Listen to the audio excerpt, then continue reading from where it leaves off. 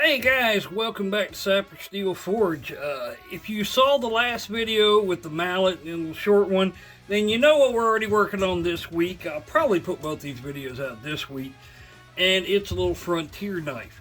The fellow who ordered the first frontier knife was so happy with it he wanted a second one. He didn't necessarily want it to have the same exact look, from the movie The Last of the Mohicans. Just something frontier-like. It's not a problem. We can certainly do that. A bit of research led me to these pictures of early American frontier knives. That the handles are held in with these copper or iron collars, and I thought that was really fascinating. So that's what led me to give this a try. So I thought we'd focus on the handle making, which is exactly what led us into the other video with the mallet, because I needed a wood mallet. It's working out good for me. So we've got the blade already forged out. This is rough forged and rough ground. 6-inch spear point. Got a little, got a pinhole, half tang, and we had a handle, and y'all, if y'all saw the mallet video, you saw the handle.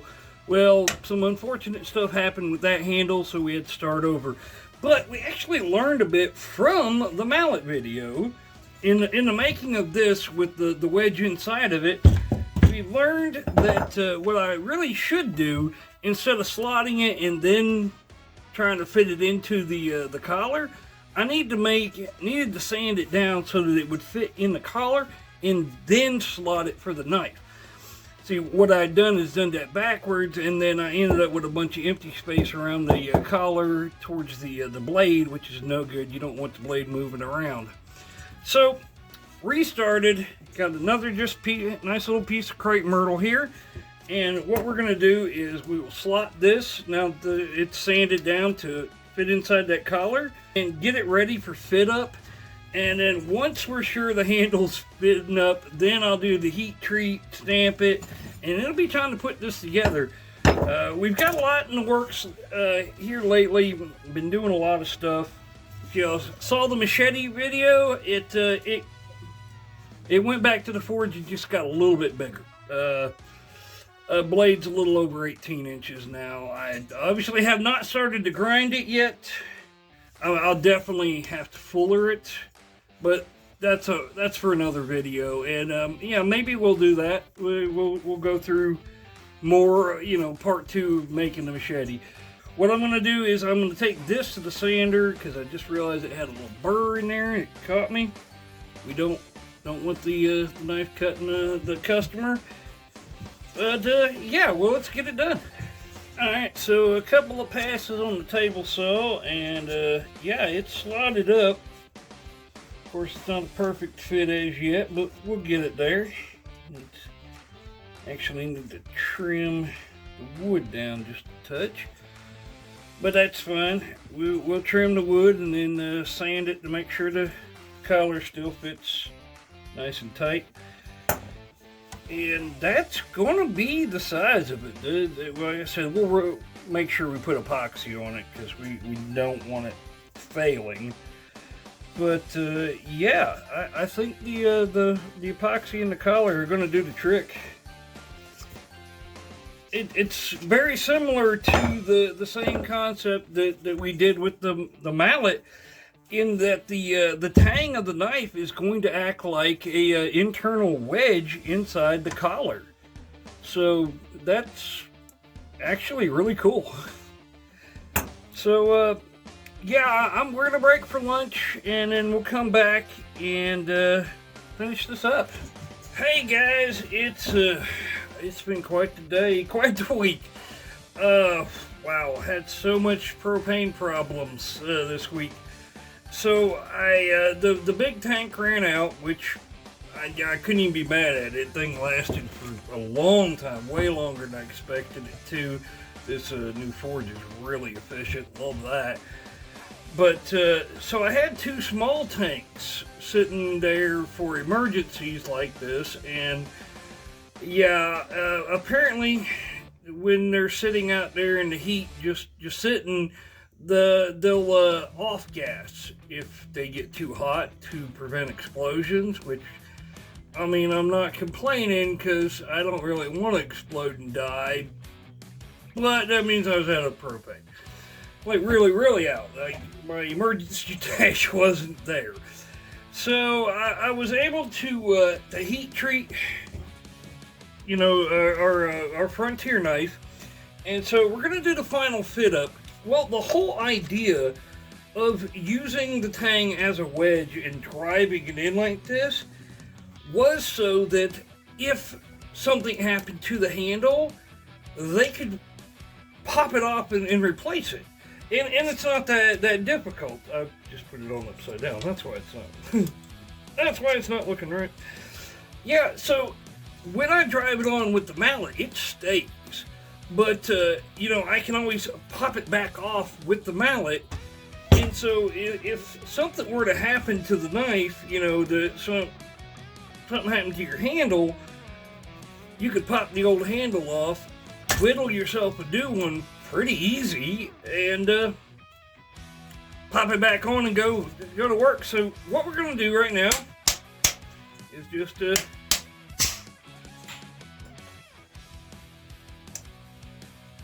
we're going to break the handle. Well, that's going to... No big deal, we just go stop trading. Well, I guess I get to demonstrate that principle I was just talking about. That really sucks, and it just cracked it right there. But unfortunately, because of how the tang sits in there, that allows the tang to pop up in the back. We don't want that. So, I mean, it's not trash. I can lop that off and use that end piece for something else. So that'll go in the scrap wood. And what have we done? We've just cut off another piece of crepe myrtle, and we're just going to do the exact same thing again. Alright, so shockingly, things ain't just quite working out the way I'm hoping to today. And we may end up having to put this off till tomorrow. But what we're going to do, I got my little mini lathe, and I've been learning on it. So what I'm going to do, I was going to look for my safety glasses. They're on my head. It's in that kind of a day. I'm going to give this a try. Said I've managed to turn one thing so far, and yeah, it came out okay. So let's give it a shot.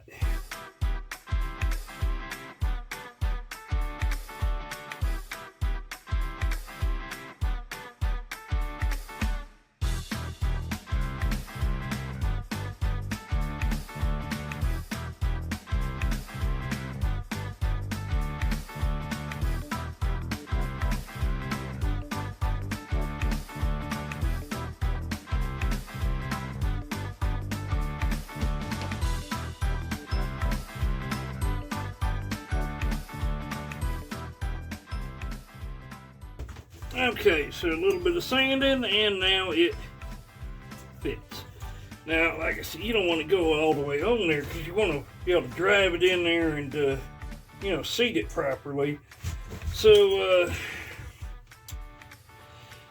yeah, I think I'm going to go ahead and slot this, and let's see if we can't get it fitted up tonight. I wouldn't normally be working this late in the afternoon, but I'm just trying to get this done. Alright guys, so take two. We've got it slotted up. You want it nice and kind of tight on there to begin with. But you know, some room for the tang to move without breaking the handle. So what we're going to do is we'll slide the collar onto the tang, and then we'll slide the handle down into the collar as much as it can go. Now that tang should act like a wedge. That did the trick. So now what we're gonna do, and I don't mean right now because it is getting late, and I try to limit what I do in the evening. I know it's not quite 7:30 yet, but I live in a residential area, and I got neighbors, not super close, but close enough they shouldn't have to, you know, tolerate me beating on an anvil or running a bunch of machinery at night. So we're going to close up shop for tonight. It's coming along now. We finally got the color, so now it's just a matter of taking it to the sander and cleaning up the whole handle idea. And God, it's amazing how well that works. And yet, all you got to do to get it apart is just take that same mallet and bop it apart and make yourself a new handle. That's really cool. So we're gonna finish up. We're gonna clean up this handle tomorrow, and then it'll be ready to go. All right. So I may have fibbed just a tiny bit. Yeah. Some days the brain just won't let me stop. You know. That's still kind of the way it is. And so I was grinding this down a little bit, and I realized that there was a little bit of wiggle in the tang, and I don't want that. So we are gonna pin it. So I've drilled a hole here, and yeah, probably gonna like to find something a little bit better, but maybe gonna use this roofing nail here. You know, the head works on one side, and then we'll just peen the other side down, and that'll be a good mechanical hold. So we're gonna go outside real quick, give that a try, and come back and talk to you. All right, guys. So we used the roofing nail, and I peened both ends, and then after some debate, I did indeed fill in all the voids with epoxy. We'll let it sit overnight and let the epoxy cure. So yeah, tomorrow we'll do the final fit up and you know, polish down the handle. Gonna leave the very tip of it live wood, like a little pommel and stuff to, you know, keep that frontier look. And then we'll sharpen it up and get it off to our buddy there who you know, this is his second one. So alright, so guys, I am actually going to head inside and go get some dinner now. I'll see y'all tomorrow. Hey guys, we're back. It's another evening in the shop after work. I'm sure the neighbors are loving this. It's only about 7, so we're going to try and finish up quick. So we come back out here. The epoxy set overnight. Like I said, it just kind of filled in the cracks, and yeah, made sure she's good and solid. Got the handle good and shaped. It's pretty comfortable. It looks bulky, but it actually feels really good. Once it refines a little bit more, it's going to actually be really nice. The collar kind of acts as a hand stock going forward, and then of course we've got the raw wood pommel. So yeah, it holds on real well, and yeah, I could see using this a lot. You know, it's got that fantastic old world look. So what we're going to do is we're going to just take it to the small grinder. So we've done with the big one, and we're just going to, you know, well, there's a little burr here that needs to be cleaned up. And we're just going to polish it out real quick.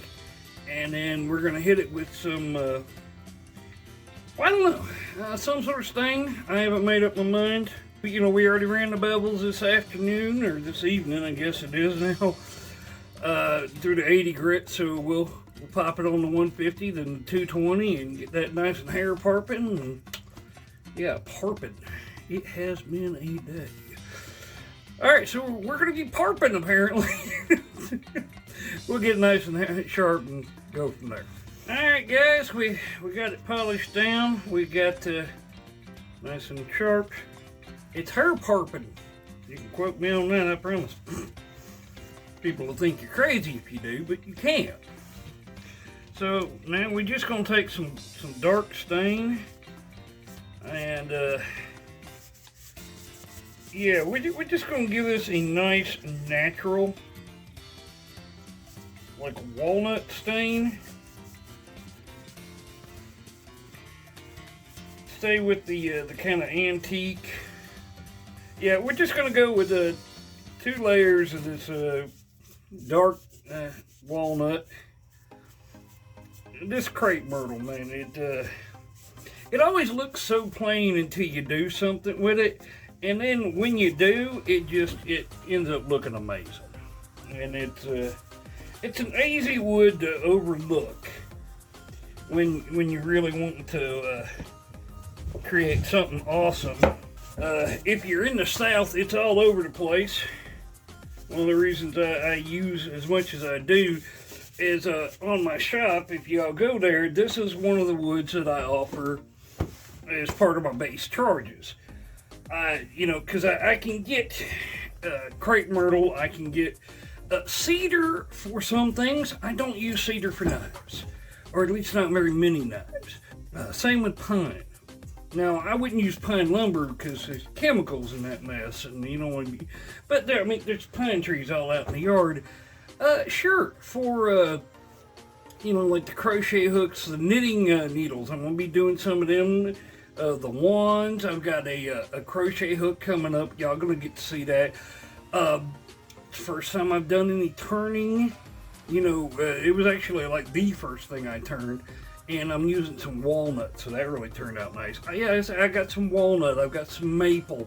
These are things that are around here that I can either get cheaply enough that it doesn't matter, or try it out in the yard. So what we're gonna do now is just take that same paper towel that we used to wipe off the excess stain, and we're just gonna rub that beeswax. Now, if y'all remember, this stuff is about 30% beeswax, 70% mineral oil, give or take. That's pretty much it. It looks rustic, it looks frontiers, it's made in a frontier style. Yeah, I love this. I love it when y'all come up with something new that really, challenges me. I don't care that I had to do it. In fact, all day long I was thinking on how I was going to do the third handle. Because frankly, I wasn't sure this handle was going to last. And I was, all right, I got to quit using, and from now on, I'm not going to use a table saw for slotting anymore because of the roundness and it just don't work right. Gonna have to do it the old-fashioned way. I got handsaw, I got chisels, I can do this. Living and learning, but this one worked out and it's super comfortable, super sharp, and we'll send some pictures to the customer and hopefully he'll like it, and if not, we'll fix it. But for this week on the Frontier Knife, that's gonna be it. Guys, check out the shop, the Facebook, all that. I can't tell you how much I appreciate all of y'all. Spot's video blew up. It's absolutely blown my mind. It's as of yesterday, it was like almost 1,200 views, which again ain't Mr. Beast, but wow, y'all really like Spot, man. I like Spot too. He's really cool. So who knows? Maybe one day I'll get bored enough to show y'all the rest of the cats. So y'all take care.